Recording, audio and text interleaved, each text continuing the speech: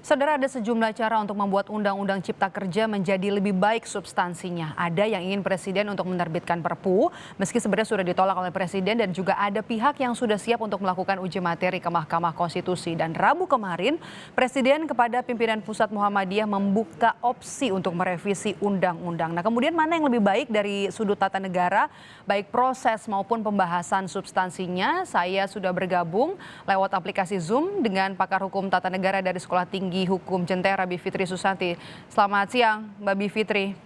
Selamat siang.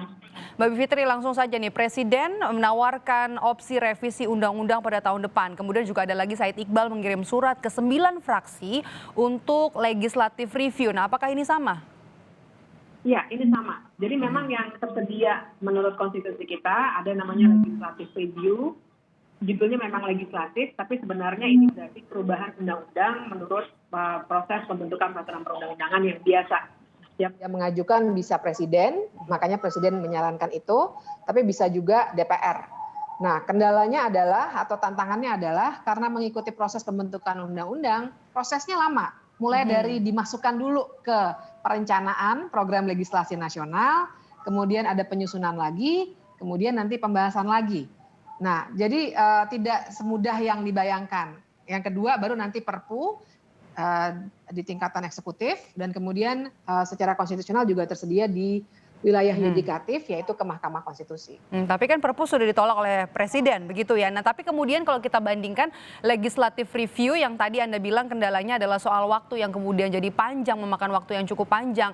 Kalau dibandingkan dengan uji materi ke Mahkamah Konstitusi, mana sebenarnya lebih efektif untuk perbaikan, dan bisakah dua-duanya dilakukan secara berkesinambungan, Mbak? Iya, sebenarnya kalau dalam advokasi kebijakan ya, semua celah yang ada itu harus terus didorong. Dan dua-duanya bisa dilakukan secara bersamaan. Kalau dikatakan ada yang lebih kuat atau tidak, sebenarnya tidak ada. Ya, karena kita harus melihat dulu prosesnya. Perlu diingat bahwa proses pembentukan undang-undang lagi itu bisa panjang sekali, nggak cuma setahun, bisa 2 tahun lebih. Jadi kalau saya tidak antusias dengan apa yang disampaikan oleh Pak Jokowi, karena buat saya ia hanya menghindar dari Perpu, tapi kemudian memberikan opsi yang sebenarnya dampaknya akan sangat lama. Jadi undang-undang ini akan segera dilaksanakan, itu kan yang jadi masalah. Gitu. Nah, tapi dan kita harus lihat juga ketergantungannya pada proses. Kalau ke Mahkamah Konstitusi, siapapun bisa maju ke Mahkamah Konstitusi asal bisa mendalilkan kepentingan konstitusionalnya.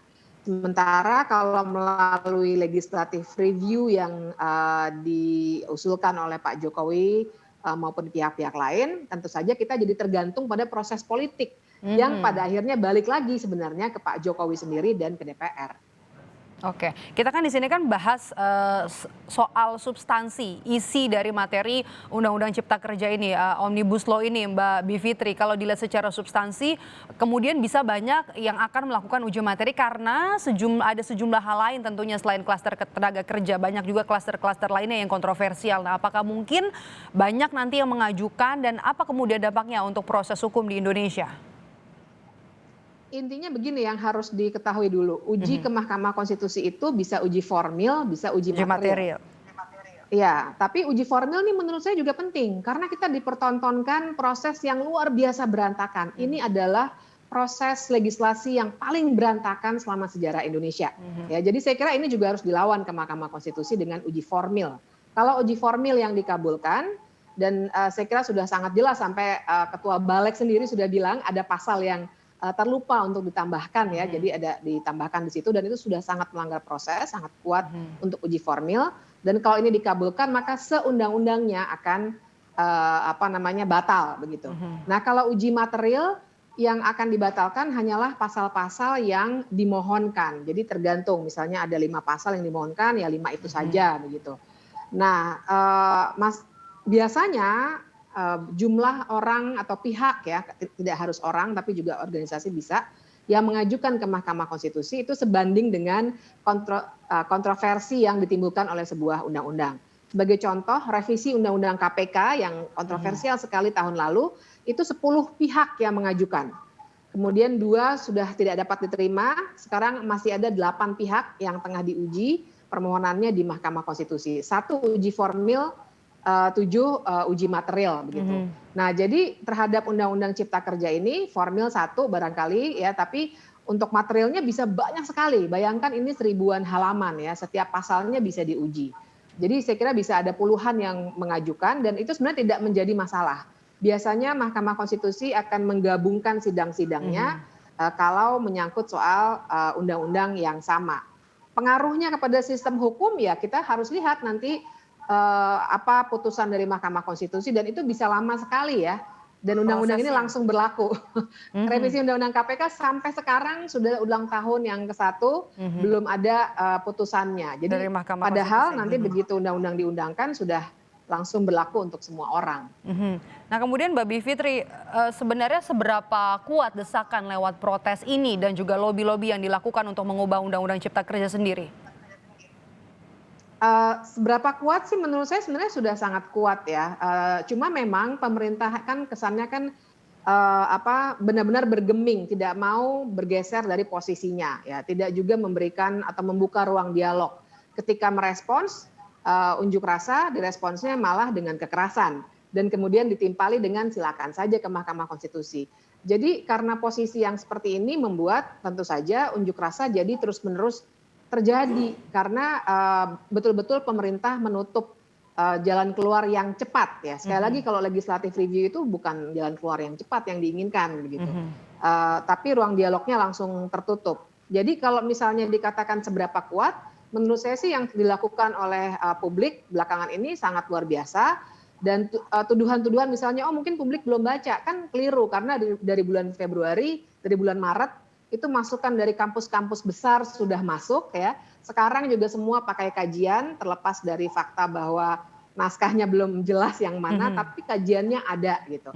Nah, tapi karena jadi besar sekali. Akademisi sudah menyatakan juga tidak hanya serikat buruh nih, tapi juga masyarakat adat dan bahkan tokoh-tokoh agama juga sudah. Tapi masalahnya menurut saya karena pemerintah tidak membuka lagi ruang dialog yang kondusif. Tapi Mbak Bivitri, mohon maaf saya potong dulu. Kalau kemarin Presiden membuka perbincangan dengan Ormas Besar Islam, dengan Muhammadiyah, pimpinan pusat Muhammadiyah, apa yang bisa kita lihat? Perbincangannya kan seperti memberikan harapan yang sebenarnya kalau menurut saya, maka itu saya istilahnya dengan soft ya, saya gunakan istilah saya tidak antusias. Karena harapannya menurut saya agak kosong. Ya, karena kita tahu legislative review itu tidak tergantung pada presiden, tergantung pada proses politik. Dan menurut secara prosedural juga akan sangat lama dan undang-undang ini akan langsung berlaku begitu diundangkan.